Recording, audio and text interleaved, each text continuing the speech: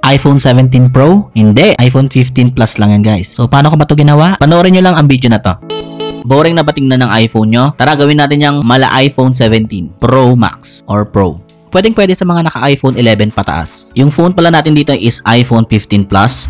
At yun, ikabit na natin yung mala iPhone 17 Pro na case.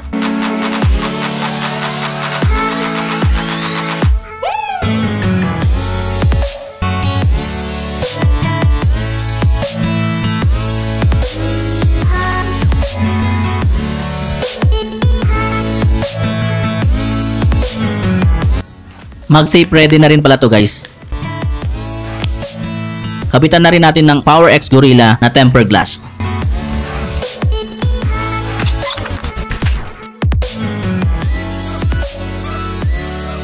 And for the final touch, lagyan natin ng wallpaper pang iPhone 17 Pro Max, yung design. I-download nyo lang.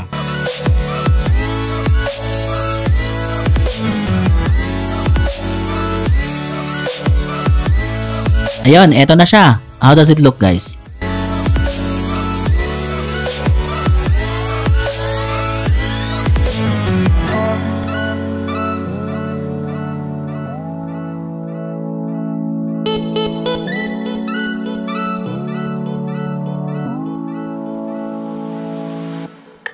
And ganyan naman magiging itsura ng mga iPhone 11 Pro Max nyo hanggang 16 Pro Max.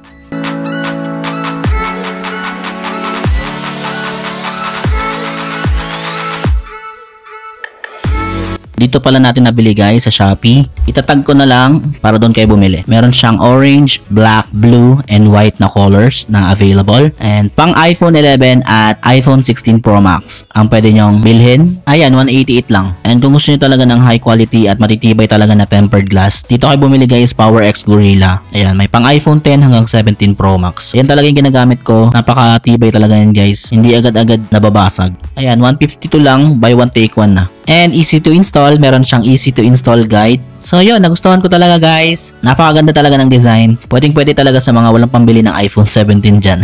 Nakatulad ko. Feel na feel mo talaga yung iPhone 17 design. Bilhin na kayo guys, sa tag ko na lang yung product. Makikita nyo guys pagbukas nyo ng video na to. Thank you guys for watching.